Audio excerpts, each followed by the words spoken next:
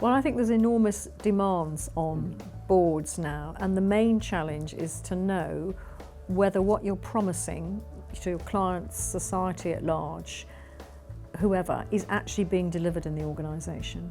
So I want internal audit to tell me, are we delivering the purpose we've said we have, the culture we've said we have, the strategy? That's what I want to know. Is it actually happening in the organisation? I think organisational culture is potentially quite a nebulous concept.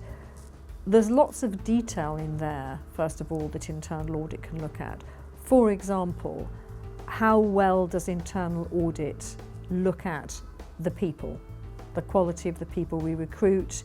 Do we motivate them properly? Do we train them properly? Do we develop them properly? I mean, that's very specific, because if the people aren't the right people, they're not going to be doing the right thing.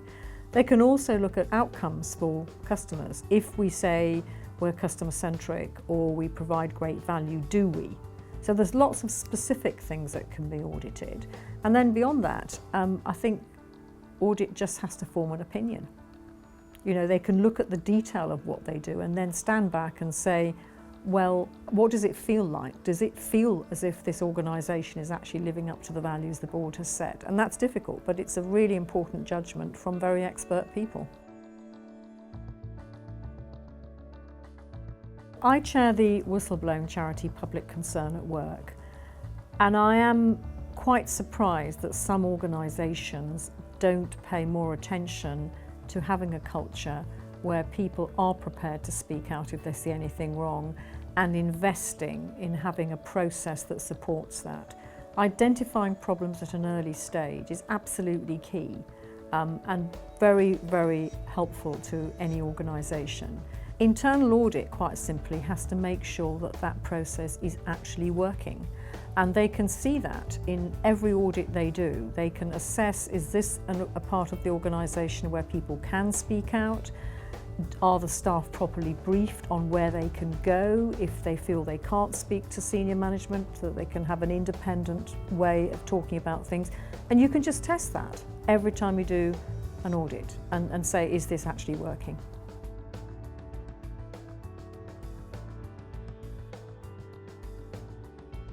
If internal audit's really going to meet the need of non-executive directors, then everyone in the internal audit function has to really understand the purpose of the organisation, the culture of the organisation, the values and the strategy, and ideally have some experience as to how you would actually implement that in the business. Otherwise, they're not going to be meeting the board's needs, because that's what the board wants to know.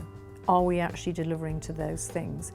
So understanding organisational development, structures, modelling is absolutely key. I don't know whether internal audit people have those skills. I think what would be quite interesting and helpful both for internal audit and for businesses would be to have more cross-transfer, so that you would have people who maybe had been running a business moving into internal audit, and vice versa, people who've been internal audit going into a business. And then you've kind of got the best of both worlds. You've got people who understand how businesses work, but also people who understand how you can assess those things and monitor them.